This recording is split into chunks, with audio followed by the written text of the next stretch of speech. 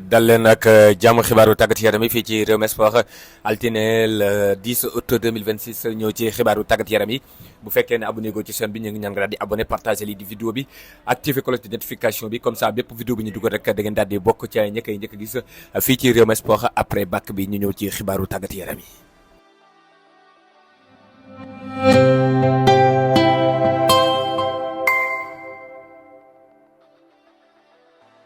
bu ngeen soxlaa ay moyens original disponible na ak Rewmi Sport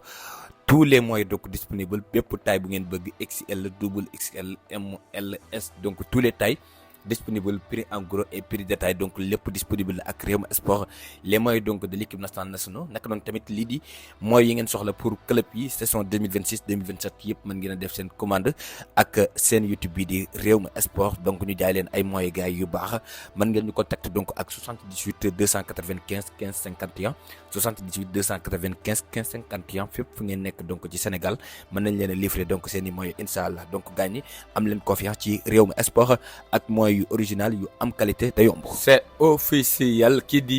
Salouba quitté na club bi di Chelsea daal di signé ci club bi di Como fekk fa kii di Assane Diao kon après ba mu jugee ci ñaari sénégalais di kii di Mamadou Sarr ak Nicolas Jackson. Salouba amaat na beneen coéquipier sénégalais cette fois-ci Assane Diao donc du côté d'Italie accord total trouvé diggante Chelsea ak Como ci benn montant de transfert bu ñu estimé à 30 millions d'euros au début ki nga xamante si ni moom mooy Inter moo doon concurrence ak ki nga xamante si ni moom mooy Como pour mën a recruter kii di Salouba et finalement que ginnaaw ba le président donc de Como daal di menacer équipe bi di Inter ne leen donc bu ñu defaat offre ci ki nga xamante si ni mu tuddee Salouba donc loolu indi woon nañ leen fii théâtre bi wax leen carrément l'importance donc bi Inter am daan di donc dégg ndigalu ki nga xam ne moom mooy waa Como rawatina seen président bi parce que Como donc jot ci Salouba du wàññi lu bëri ki nga xam ne moom mooy Inter te bañal Como li nga xam ne si ne moom mooy seen sàkkuteef mooy ñu bañ a avancer ci dossier bu kii di Salouba donc mën na leen a jëriñ lu bëree bëri à l'avenir parce que ñaari club yi am nañ ay relations yu particulier te bu ñuy xool club bu ëpp daanaka ay talent yoo xamante si ni mën nañoo am potentiel pour que ëllëg ñu teg seen tànk ca Inter de Milan peut-être que ñu ngi Como 1907 comme le cas de kii di Nico Paz. accord total trouvé diggante waaye Ayoub Bawadi ak équipe bi di Manchester City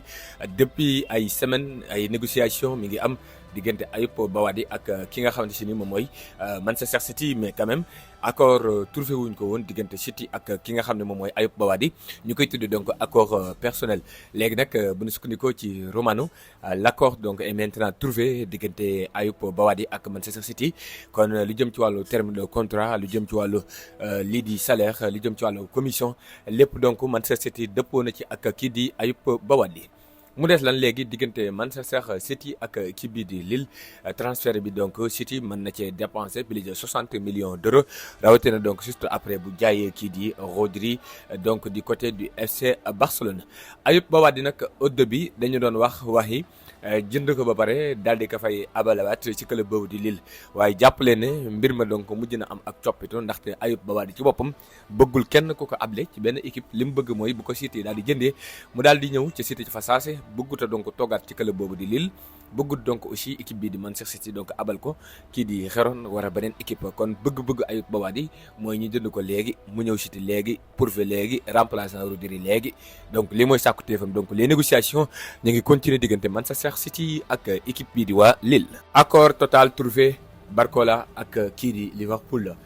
keroog wax nañ leen ko transfert Barcola ni gars yi jàpp ne noonu la jege pour am jegewut noonu ndaxte accord amagul woon sax diggante Liverpool ak kii di Barcola nga xam ne loolu club yu mag yi bokk na ci li gën a yomb ci ñoom donc loolu nag léegi am na kon transfert Barcola fi ñu toll nii jóge na donc li nga xam ne mooy 5% pour que mu daal di réaliser wu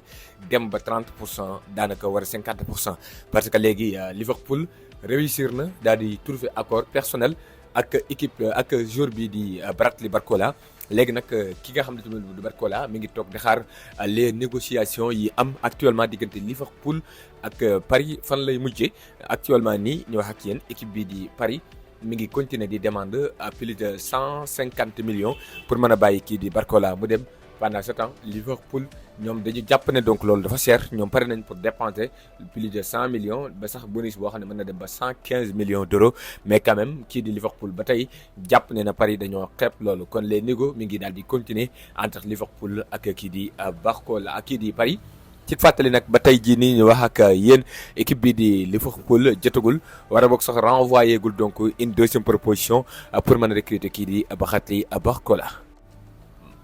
bu nu jógee ci Martin donc kii di Barcola on va continuer toujours sur le mercato anglais rawatina dem ci club bi di Manchester United. Marcus Rashford def na retouram entraînement ak équipe bi di Manchester United démb ci lii di dimanche bi. Marcus Rashford numéro 14 la ko Manchester United daal di jébbal numéro 14 boobu nga xam ne moom la doon takk ba mu demee fële ci bi Barcelone en prêt. Marcus Rashford fi ñu toll nii li ci ëpp donc ci la nga xam ne ñooy staff technique bu kii di Michael Carrick li ñu d'accord mooy mu daal di continuer parce que ñu ci ëpp donc jàpp nañu ne Rashford donc toujours mën naa am li nga xamante si moom mooy benn importance ci li nga xamante si ni moom mooy lii di salaire war a bokk sax li nga xam ne si ne moom mooy les performances du club la saison donc prochaine kon les négociations peut-être que dina am bu fekkee ne donc kii di Rashford dafa décider toog 100% ñu xool ba xam ne renouvellement day am wala bokk dañ koy jaay mais ce qui est sûr et certain mooy Marcus Rashford def na retour am entraînement te Michael Carrick bokk na te la nga xamante si mooy sàkkuteefam mooy garder ko. ginnaaw nag bu nu bàyyi ko foofu dañuy continuer léegi sur le dossier de Martin Zubimendi. Martin Zubimendi di milieu de terrain bu kii di Arsenal yéen a ngi koy dégg ca kii di Real de Madrid. bon l'information donc bi nga xam ne moo disponible actuel te le journaliste ou bien le youtubeur bi génne woon même information sur Rodri nee na kii di Real dafa calme actuellement sur l'affaire donc de kii di Martin Zubimendi. ça veut dire que actuellement même si donc bu fekkee ne c'est une possibilité c'est une option pour kii di Real de Madrid Martin Zubimendi Real Madrid liggéeyu ci donc activement pour man ka donc def li nga xamante ne moom mooy milieu de terrain la saison prochaine. actuellement Real Madrid ñu ngi concentré wu actuellement ci li nga xamante ne moom mooy récupération seen joueurs yi nga xamante ne ñoom ñoo disponible actuellement. ça veut dire que joueurs yi nga xamante ne bon dañu perte seen niveau ci at yi ñu génn comme le cas de Eduardo Camavinga par exemple comme le cas de kii di Tchouaméni. donc ñooñu la kii di José Mourinho bëgg a xool naka lay def donc pour récupérer seen meilleur niveau une fois que donc récupérer na seen meilleur niveau Real donc dafa jàpp ne mën na am du am benn utilité pour recruter donc un nouveau milieu de terrain. Mourinho ci boppam dafa am ab profil milieu de terrain bu muy wër selon toujours donc les sources Mourinho dafa am ab type de milieu de terrain bi muy wër te type de milieu de terrain bi muy wër gisagu ko bu demee ba gis ko dina demande Real pour que Real dem ci te boobaa Real dina ci dem. mais actuellement nii du dafa def priorité kii di Martin Zubimendi kon bëgg-bëgg kii di Mourinho mooy mu toog observer li nga xam ne moom mooy le marché d'abord. deuxièmement muy jéem a retrouver meilleur niveau ñi nga xamante si ni depuis des années dañoo perte seen niveau comme le cas de kii di Eduardo Camavinga après nag li des booy ñu xool l'opportunité donc sur le marché. l'opportunité sur le marché oui l'opportunité donc Julián Álvarez depuis donc des jours ñu ngi leen di wax lundi le 10 août dina doon une journée importante pour l'avenir donc de kii nga xam ne si ni moom mooy Julián Álvarez. jàppale na lañ doon xaar daanaka dara mujj ci am pourquoi parce que Diego Simeone daal dinay donc maye li nga xam ne moom mooy 2 jours de repos. tey jii nii normalement Atlético dañoo waroon a entraîner finalement Atlético entraîner wuñ ku nekk dem na doxi soxlaam donc Diego Simeone bu ko neexee dem Sénégal kii di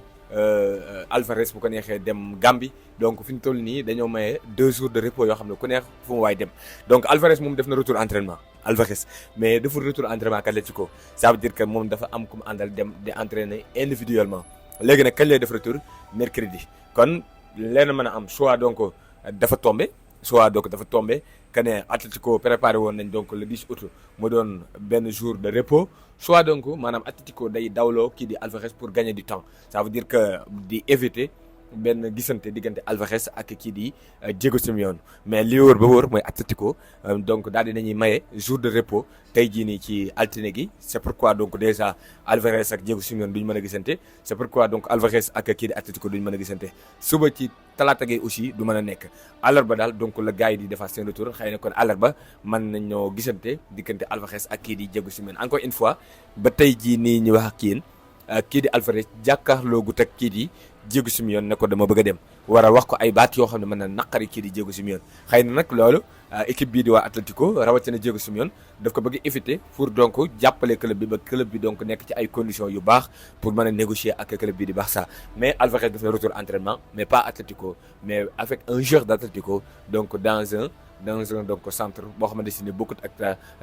centre bu équipe bi nga xamante si ni moom mooy waa Atlético de Madrid. jërë ngeen def gaañi donc di leen jox dig daje ba ci kanam incha allah ci yeneen xibaaru tàggat yaram fii ci Rewmi Sport.